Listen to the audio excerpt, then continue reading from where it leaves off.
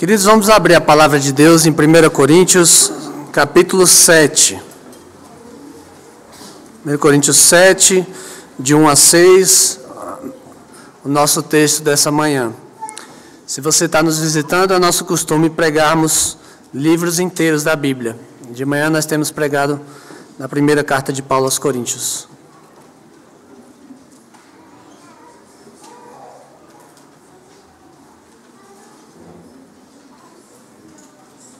Eu sinceramente não sei como esse texto foi parar para mim.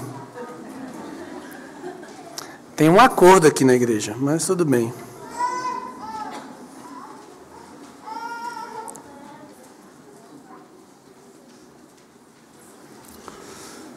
Primeiros Coríntios 7, de 1 a 6. Diz assim a palavra de Deus. Quanto ao que me escrevestes, é bom. Aliás, entre aspas, é bom que o homem não toque em mulher. Digo que, por causa da impureza, cada um tem a sua própria esposa e cada uma o seu próprio marido. O marido concede à esposa o que lhe é devido, e também, semelhantemente, a esposa ao seu marido. A mulher não tem poder sobre o seu próprio corpo, e sim o marido. E também, semelhantemente, o marido não tem poder sobre o seu próprio corpo, e sim a mulher. Não vos priveis um ao outro, salvo talvez por mútuo consentimento, por algum tempo para vos dedicardes à oração, e novamente vos ajuntardes, para que Satanás não vos tente por causa da incontinência. E isto vos digo como concessão, e não por mandamento. Vamos orar? Senhor, obrigado pela Tua palavra, que é útil para o nosso ensino, que fala sobre todas as áreas da nossa vida, inclusive essa, a nossa sexualidade. Pedimos, Senhor, abre os nossos corações, cativa a nossa atenção, transforma-nos, Senhor, e usa a Tua palavra para que sejamos cada vez mais parecidos com o nosso Salvador. Em nome de Jesus que nós oramos. Amém. Toda família tem um tabu. Algo ou alguém que a gente evita falar para não causar desconforto. É comum. Tem até um ditado para isso. Diz que em casa de enforcado não se fala de corda. Qual o tabu da sua família? Tem gente que não fala de dinheiro, por causa de alguma dívida, alguma disputa financeira que aconteceu e que espatifou a família tempos atrás. Tem família que não fala de um período específico da vida deles, eles simplesmente apagam esse período, porque todos foram muito machucados nesse período, os pecados uns contra os outros. E tem família que não fala de determinados parentes que eram problemáticos e sumiram do mapa. As crianças conhecem esse. Na família Madrigal a gente não fala de quem? Não falamos do Bruno. Não falamos do Bruno. Se você não sabe do que eu estou falando, Bruno é o tio da Mirabel, personagem principal do filme Encanto, da Disney. E na história ele tinha o dom de ver o futuro. E isso incomodava muito as pessoas, principalmente os parentes deles, quando o futuro era ruim. Até que um dia Bruno decidiu sumir de casa e nunca mais apareceu. E mesmo que as dúvidas tenham ficado em todos, por que ele sumiu? Para onde ele foi? Será que ele vai voltar um dia? A família Madrigal transformou aquela situação em um tabu, com o seguinte lema: não falamos do Bruno. Não falamos. Hoje, nós iremos continuar a falar do nosso Bruno, do Bruno da igreja. Não esses Brunos aqui, tá? Esses três aqui. Um tabu para a nossa família, que muitas vezes a família de Deus tem, embora não devesse ter, que é o sexo. Não existem tabus para Deus. Ele fala sobre tudo porque Ele é o Senhor de tudo. Ele é Senhor sobre tudo. E a nossa sexualidade, queridos, importa para Ele, porque ela nos mostra quem nós somos, como nós nos relacionamos uns com os outros. E principalmente como nós nos relacionamos com Deus. Em resumo, hoje nós vamos ver que o casamento e ele somente é o padrão divino para exercermos a nossa sexualidade. Esse é o resumo do sermão de hoje. O casamento é o padrão divino para exercermos a nossa sexualidade. Vamos ver isso em 2 pontos. O primeiro deles é que o casamento entre um homem e uma mulher é o único contexto autorizado por Deus para exercermos a nossa sexualidade. Vamos reler os versos 1 e 2.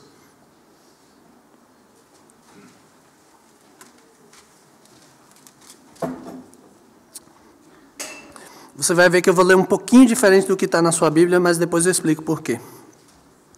Quanto ao que me escrevestes, abre aspas, é bom que o homem não toque em mulher. Fecha aspas. Digo que, por causa da impureza, cada um tem a sua própria esposa e cada uma o seu próprio marido. A igreja de Corinto, ela tinha sérias dificuldades em lidar com a sua sexualidade, de tratar essa sexualidade à luz da palavra de Deus. Se por um lado havia aqueles que viviam no mesmo padrão de comportamento dos pagãos, eles até se deitavam com prostitutas, a gente viu no capítulo 6, porque eles achavam que Deus só se importa com a nossa alma e não está nem aí para o nosso corpo. Por outro lado, havia um grupo que começou a fazer exatamente o contrário. Tentou remediar o problema com outro problema. Eles começaram a pregar a abstinência de todos. Todos. Solteiro, casado, viúvo, divorciado, todo mundo tinha que se abster agora. Para eles, Deus não se agradava de relações sexuais, porque o sexo por si só, para eles, era imundo. Era imoral diante de Deus. Só deveria ser usado para a procriação e pronto. Só para isso. E veja se não são exatamente esses tipos de pensamento, de um lado e de outro, que fazem a nossa igreja atual também transformar essa matéria em um tabu. A nossa sociedade ocidental ela é altamente permissiva no que diz respeito ao sexo. E a relação das pessoas com isso é bem confusa. Como bem aponta o comentarista Andrew Wilson. Ele fala que se por um lado o sexo é tudo, porque ele é quase um Deus para as pessoas, você não pode viver sem. Você tem que viver em função disso. Por outro lado, ele não significa nada, ele não é nada. Porque as pessoas falam, eu faço se eu quero, quando eu quero, com quem eu quero. Não significa nada. É mais uma necessidade do corpo, as pessoas enxergam. E aí que o tabu da igreja entra em cena. Nós geralmente não falamos disso, porque os cristãos tendem a assumir uma dessas duas posturas. Ou eles assimilam os padrões do mundo e vivem como se fossem do mundo, ou eles demonizam as relações sexuais como se elas fossem ruins em si. E era exatamente isso que os irmãos de Corinto estavam fazendo. 2 grupos. Um liberando geral e o outro proibindo geral. E para saber se estavam certos, esses que estavam proibindo geral, que defendiam a abstinência, eles escreveram a Paulo a questão numa carta. Você vai ver que a partir do capítulo 7... aparece várias vezes expressões como quanto a, com respeito a, expressões semelhantes a essa. Toda vez que Paulo estiver falando quanto a, com respeito a, daqui em diante, até quase o último capítulo, é porque ele estava respondendo dúvidas e afirmações dos irmãos de Corinto. Então, quanto àquilo que vocês me falaram, é isso. Quanto àquilo que vocês me falaram, é isso. E uma delas aparece aqui no verso 1. Ele diz, quanto ao que me escrevestes, é bom que o homem não toque mulher? Aí ele dá a resposta. A versão que a gente utiliza, a revista atualizada, ela dá a entender pela tradução que Paulo não disse o que eles falaram, mas responde, é bom que o homem não toque mulher. E o trecho é bem difícil de traduzir mesmo, porque no grego a gente não tem indicação de discurso direto, como a gente tem no português. A gente tem as aspas, travessão, no grego não tem. Então como é que a gente descobre se está havendo um discurso direto? Pelo contexto. Tem que ser pelo contexto. E por que a frase aqui não parece ter sido do apóstolo Paulo, mas sim uma citação do que os coríntios falaram? Porque se a frase fosse de Paulo, é como se ele estivesse defendendo o celibato para todos os crentes. Mas abrindo uma exceção para aqueles crentes que fossem imorais. É como se ele dissesse: você é crente? Então não toque no corpo de ninguém. Não importa se é casado, se é solteiro, não toque. Agora, se você tem dificuldade com a imoralidade, aí você pode. Não faz sentido. Se Paulo, inspirado pelo Espírito Santo, ele disse isso, então como é que o mesmo Deus disse em Gênesis 2:18, não é bom que o homem esteja só, agora vai dizer que é bom que o homem esteja só? Mudou alguma coisa? Deus mudou? Não. Além disso, como é que o próprio Paulo, que exaltou o casamento na carta aos Efésios, compara esse casamento à relação entre Cristo e a igreja? Agora trataria o casamento como se fosse uma concessão para imorais. Os fracos na fé podem casar. Não faz sentido. Deus não se contradiz na sua palavra. É por isso que na leitura eu fiz questão de dizer, abre aspas, Paulo está citando algo que eles escreveram para ele. Vários deles, dos coríntios, queriam que todos os crentes, até mesmo os casados, deveriam se abster de relações sexuais para servir o Senhor e para se proteger da imoralidade. E Paulo ele começa a responder essa ideia, justamente aqui nesse capítulo, pelos casados. Então, do verso 1 ao verso 6, ele fala para casados. Depois, ele vai começar a falar para solteiros, mas ele começa pelos casados. Ele diz, cada homem tem a sua própria esposa e cada mulher tem o seu próprio marido por causa da imoralidade.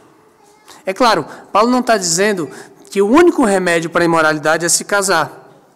Porque se fosse assim, na sequência, você pode até bater o seu olho aí no verso 8, ele não ia dizer para os solteiros e viúvos que aqueles que conseguissem permanecessem assim, sozinhos. Não é o único remédio para a imoralidade, casar-se. Mas ele está falando para os casados aqui. Gente que já tinha um cônjuge, gente que deveria firmar o seu compromisso somente com esse cônjuge para não cair na imoralidade sexual. Parece óbvio isso para um crente, não é? Cada homem tem a sua própria esposa e cada mulher tem o seu próprio marido. Mas não era tão óbvio assim para eles. E a gente vê que para a gente também às vezes não é muito óbvio assim. Primeiro porque naquele tempo tinha gente que tinha mais de uma esposa. Era comum a poligamia. Naquela sociedade era aceita a poligamia. Segundo porque, como nós vimos, alguns deles, apesar de terem esposas, se deitavam com prostitutas como se isso fosse pouca coisa. Como se Deus aceitasse isso. Terceiro porque a ideia da esposa ser de um só marido era o padrão naquela sociedade. Agora, o homem ter uma só esposa e a esposa ter exclusividade com relação ao seu marido, não era comum. Não era aceito por eles. E quarto, porque vários deles achavam que a única forma de evitar a imoralidade sexual era por meio da abstinência. E eles começaram a convencer até casados de fazerem isso. Todas essas visões, queridos, são visões distorcidas daquilo que Deus criou. Deus nos fez com sexualidade. Deus inventou a sexualidade e isso antes da queda. Que fique bem claro. Porque muitas igrejas ensinam, principalmente seus jovens e crianças, tentando amedrontar, que isso é algo ruim. Não é ruim. Não é ruim. Desde que seja feito no contexto certo, na hora certa. Para que a nossa sexualidade fosse exercida, o Senhor criou também o casamento. Em Gênesis 1:28 diz que o Senhor abençoou o casamento entre o homem e a mulher, dizendo, sejam fecundos, multipliquem-se, encham a terra e sujeitem a terra a vocês. Em Gênesis 2:24, depois de falar da criação de Eva, ele diz, por isso, deixa o homem, pai e mãe, e se une à sua mulher, tornando-se os dois uma só carne. Mas ao contrário do que eles pensavam em Corinto, o sexo, aos olhos de Deus, é muito mais do que uma troca de carícias, do que um contato de corpos. É um relacionamento íntimo de aliança. E aliança não só um com o outro, mas com o Senhor. Esse é o diferencial que nós sabemos. Aliança primariamente com o Senhor. é unir-se de corpo e alma a alguém diante do Senhor. Quando você se entrega para ser tocado por alguém, você está fazendo promessas diante de Deus a Ele. Mesmo que você não saiba, você está fazendo promessas. Você está dizendo, diante de Deus eu sou só seu, ou só sua, de mais ninguém. Eu quero me despir diante de você, não só das minhas roupas, mas da minha alma. Eu quero ser vulnerável a você. Eu quero ser dependente de você. Nas minhas tristezas, nas minhas alegrias, nas minhas conquistas, em tudo. Eu quero ser uma só pessoa com você, para que nós sejamos um só com Deus. Essa é a única situação em que essas promessas elas podem ser atendidas e cumpridas é no casamento. Naquele casamento em que um homem e a mulher deixam pai e mãe e se unem os dois em uma só carne diante de Deus e dos homens. Qualquer coisa, queridos, que não se encaixe nessa descrição é imoralidade. É abominável diante de Deus. E nessa carta nós já vimos o destino daqueles que são imorais. Eles não herdarão o reino de Deus. É por isso que um crente, ele não pode ter mais de uma esposa, e nem uma crente mais de um marido. É por isso que alguém não pode ter duas famílias, por exemplo, ou um amante, e viver em paz com Deus. Deus não criou a sexualidade para ser exercida assim. Não há paz com Deus vivendo em rebeldia contra Ele. É por isso que você não pode trocar o contato da sua esposa ou do seu marido pelo contato de si mesmo. É por isso que você não pode entregar o seu corpo a alguém sem unir-se por completo a Ele, diante de Deus e dos homens. Porque você vai estar mentindo para essa pessoa. Você vai estar mentindo para si mesmo. Dizendo que se entrega de corpo e alma para ela, que você, homem, está pronto para morrer por ela, que você, mulher, está pronta a se submeter em amor por ele, mas isso é mentira, porque vocês não têm compromisso nenhum um com o outro. Tudo isso em troca de míseros minutos de um gosto doce que vai ficar amargo na sua boca. Você sabe, o Espírito Santo vai te incomodar. Os nossos relacionamentos íntimos, queridos, eles não dizem respeito somente a como nós nos relacionamos com outra pessoa. Eles dizem principalmente respeito a como nós nos relacionamos com Deus. É por isso que Paulo diz em Romanos 12, 1 e 2, rogo-vos, irmãos, pelas misericórdias de Deus, que apresenteis o vosso corpo por sacrifício vivo, santo e agradável a Deus, que é o vosso culto racional. E não vos conformeis com este século, mas transformai-vos pela renovação da vossa mente, para que experimenteis qual seja a boa, agradável e perfeita vontade de Deus. Se você deseja exercer a sua sexualidade, o seu corpo ele só vai ser agradável a Deus se você utilizá-lo de acordo com a sua vontade. Mesmo que a sua consciência já esteja cauterizada, mesmo que você já não sinta nada, você já endureceu o seu coração. Mesmo que a sociedade atual, e ele fala, Paulo, transformai-vos, não se conformem. Mesmo que a sociedade atual diga exatamente o contrário do que eu estou pregando aqui agora, a bênção de Deus só vai repousar sobre você nessa área, se você fizer aquilo que Deus diz para você fazer. Case-se. Casamento entre um homem e a mulher. E até nesse casamento você precisa observar o que Deus requer de você. É o nosso segundo ponto. O casado deve exercer a sua sexualidade com seu cônjuge para glorificar a Deus e evitar as tentações. Vamos reler os versos 3 a 6.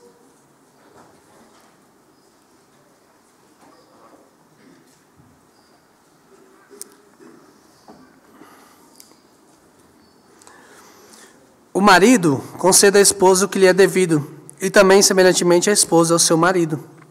A mulher não tem poder sobre o seu próprio corpo, e sim o marido. E também, semelhantemente, o marido não tem poder sobre o seu próprio corpo, e sim a mulher. Não vos priveis um ao outro, salvo talvez por mútuo consentimento, por algum tempo, para vos dedicardes à oração e novamente vos ajuntardes, para que Satanás não vos tente por causa da incontinência. Isso vos digo como concessão, e não por mandamento. Ter o status de casado não necessariamente significa estar casado, de fato. É por isso que Paulo traz as ordenanças dos versos 3 a 6.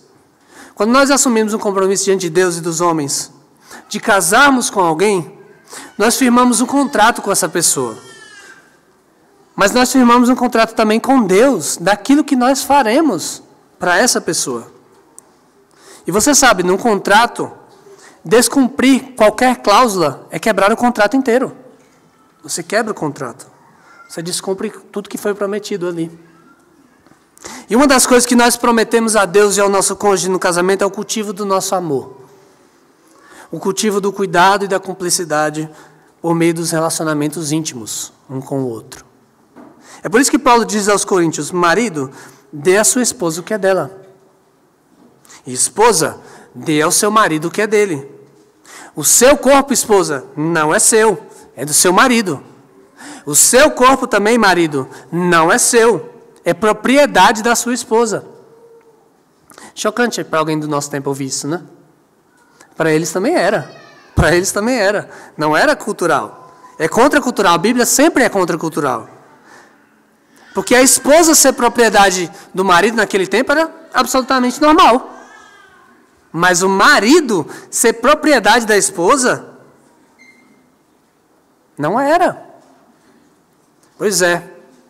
A visão de Deus é muito melhor do que a nossa. Nem o individualismo dos nossos dias, em que cada um vive o que quer, faz o que quer no seu casamento, e nem o machismo daquela época, em que a mulher era reduzida a uma posse do seu marido. Nas obrigações maritais, Paulo deixa claro aqui: maridos e esposas são iguais diante de Deus. Iguais. Embora o homem lidere a mulher em sua casa no que diz respeito à sua vida espiritual, às decisões, nesse quesito, os deveres para com ela, do seu marido, e a propriedade que um tem do outro, eles são iguais diante de Deus. E isso tem várias implicações para os nossos dias. Isso significa, por exemplo, para você, marido, que a sua mulher não é um objeto seu. A sua mulher não é um objeto que você usa para se satisfazer. Antes, ela é uma bênção de Deus para você. E você é dela. Deus não te autoriza a forçar a sua mulher. Deus não te autoriza a você fazer o que bem entender com ela. Como se ela fosse um objeto seu. Em Efésios 5:25 diz bem claro o que a gente tem que fazer como maridos. Diz: maridos, amai vossa mulher como também Cristo amou a igreja, e a si mesmo se entregou por ela, para que a santificasse, tendo-a purificado por meio da lavagem de água pela palavra, para apresentar a si mesmo igreja gloriosa, sem mácula, nem ruga, nem coisa semelhante, porém santa e sem defeito. Assim também os maridos devem amar a sua mulher como ao próprio corpo. Esse é o seu padrão, marido. Amar a sua esposa como Cristo nos ama. Esse é o seu padrão. E nada abaixo disso. Amar se sacrificando pela sua mulher. Amar sendo instrumento de santificação na vida da sua esposa. Zelando pela pureza e pela integridade dela. Cultive o amor entre vocês. Cuide da sua amada. Valorize-a. Dê atenção para ela. Importe com as necessidades dela. Inclusive as necessidades da intimidade dela. E você vai ver os laços entre vocês se estreitarem. Mas também tem significado para a esposa. E significa também, esposa, que você é do seu marido. Não use a intimidade entre vocês como moeda de troca para o que você quer. Não tente punir o seu marido com a privação das relações, porque ele tem falhado contigo em outras áreas. Você fez um compromisso com Deus de amar o seu marido. e de cuidar dele, inclusive suprindo as suas necessidades sexuais. Aliás, a privação, a gente vê no texto, no verso 5, não é permitida a nenhum dos dois, como regra. Essa é a regra. Você não deve privar o seu marido de se relacionar contigo, e você também, marido, não deve privar a sua esposa de se relacionar contigo. Sexo no casamento ele não é opcional, ele é mandamental, é uma bênção do Senhor para nós. Os coríntios eles podiam estar bem intencionados nesse caso. Vamos evitar a imoralidade, então a gente corta logo tudo, pela raiz. Mas quando eles propunham isso, quando eles diziam isso para casados, eles estavam fazendo exatamente o contrário. Eles estavam trazendo a imoralidade para perto. Porque eles estavam vivendo em rebeldia contra o que Deus disse que eles tinham que fazer. Primeiro porque a gente não pode chamar de ruim e de impuro aquilo que Deus disse que é bom e puro. Segundo porque Deus manda os casados em vários lugares da Escritura desfrutarem da intimidade conjugal. O sexo ele não foi criado apenas para a procriação. Ele foi criado para o deleite do marido na esposa e da esposa no marido. Vocês viram o texto que nós lemos mais cedo, de Provérbios 5, 18 e 19? É um exemplo disso. Deus, por meio de Salomão, ele diz: alegra-te com a mulher da tua mocidade e embriaga-te sempre com as suas carícias. Alegra-te foi uma tradução bem no eufemismo. Porque o original é: tenha prazer com a sua esposa, com a mulher da sua mocidade, tenha prazer. É a mesma coisa a esposa com o marido. Deus é glorificado, queridos, quando nós casados nos deleitamos um no outro, porque foi Ele que nos uniu. E terceiro, a privação ela não é permitida em regra, porque isso, diz o texto, abriria as portas para as tentações de Satanás. Não se engane, se você está casado é porque você não tem dom de celibato. E se você não tem dom de celibato e não exerce a sua sexualidade em casa, você vai procurar outro lugar para exercê-la.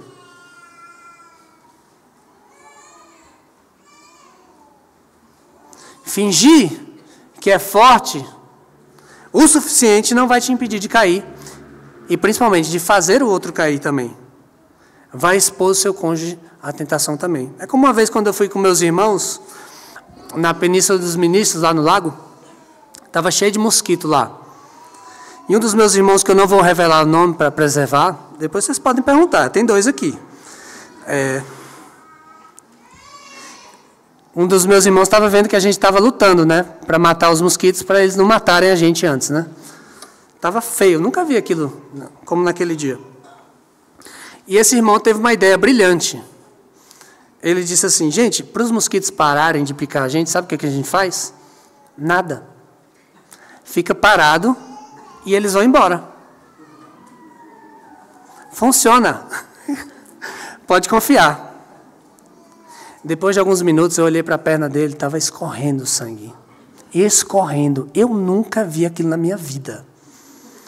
E eu falei: eu acho que não funciona não, né? Foi assustador, foi assustador. Foi engraçado agora, mas na hora foi bem assustador.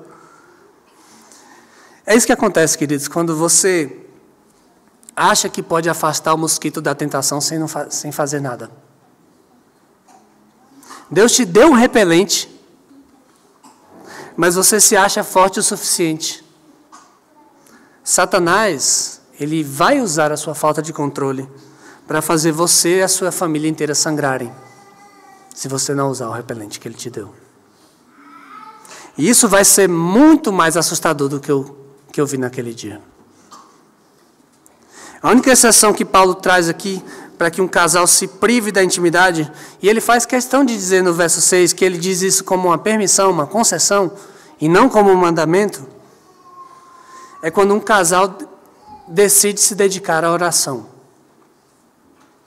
Mas veja que, até nesse caso, há condições específicas para a decisão ser tomada. Primeiro, mútuo consentimento. Ambos devem concordar com isso. Não pode ser imposição de um sobre o outro.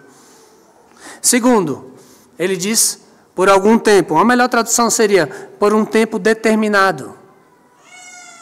Há limite de prudência para que o casal se proteja. Terceiro, para vos dedicardes à oração. Os dois devem se dedicar à oração nesse tempo. Os dois.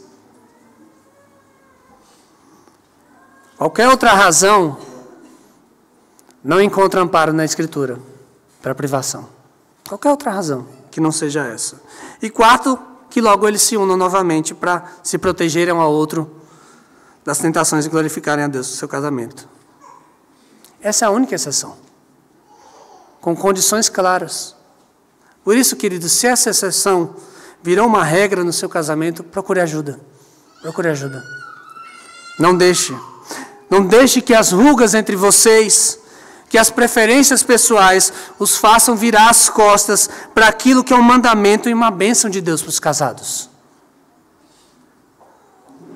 E sabe, nesse caso, pare de olhar tanto para você e comece a olhar, redirecionar o seu olhar. Pare de olhar para si mesmo e comece a olhar para o seu cônjuge. Com amor, com compaixão. Lembre daquilo que você prometeu a ele naquele dia que vocês casaram. E principalmente olhe os dois para o Senhor. Os dois têm que olhar para o Senhor. Vejam como Ele se importa com cada detalhe da nossa vida. Inclusive o casamento. Ele se alegra quando um casal decide glorificar o Senhor ao cultivar uma vida em que dois são um. Queridos, o Senhor é um Deus santo. Ele é um Deus que ama a pureza. Porque Ele é puro. Por isso, nós que cremos em Cristo Jesus e que fomos assim purificados por Ele, também devemos ser puros. Se você ainda não creu, creia hoje. Ele vai te purificar de todos os seus pecados e vai te levar para o reino dele também. Mas se você já creu, a pureza também envolve como a gente trata a nossa sexualidade. Ela não é ruim em si. Na verdade, ela é boa se ela for exercida no padrão de Deus para nós. Nós é que podemos torná-la imoral, impura, se nós virarmos as costas para o Senhor e para a sua palavra. Por isso, se você tem vivido como casado, mas não assumiu esse compromisso diante de Deus e diante dos homens, ou se você tem desonrado o seu corpo ao se relacionar com alguém fora do padrão divino, arrependa-se hoje. Arrependa-se hoje. Volte para Cristo, porque há perdão e reconciliação para você. E se você tem negligenciado o seu casamento, você viu no texto de hoje, Deus também te chama ao arrependimento. Olhe para a bênção que Deus colocou contigo, para caminhar contigo, seu marido, sua esposa. Veja que mesmo que ele ou ela seja um pecador, o seu cônjuge tem um privilégio que mais ninguém tem nesse mundo. Ele é você. E você é ele. Vocês são um só diante de Deus. Vocês estão caminhando juntos em direção a Cristo. Vocês podem se ajudar nessa caminhada, glorificando a Deus por meio de cultivarem o amor de vocês, por meio da intimidade também. Porque sim, Deus criou o casamento para o nosso deleite. Mas Ele criou o casamento principalmente para a glória dEle. Não é à toa que foi justamente essa metáfora que o Senhor Jesus escolheu para descrever a relação entre Cristo e a igreja. O Senhor Jesus, Ele se entregou de corpo e alma por nós. Ele se entregou naquela cruz para que nós fôssemos perdoados de todos os nossos pecados, para que nós recebêssemos o seu Santo Espírito. E hoje nós somos um com Ele. E por causa do Espírito Santo que habita em nós, nós podemos ouvir uma palavra como essa e rever as nossas atitudes diante de Deus.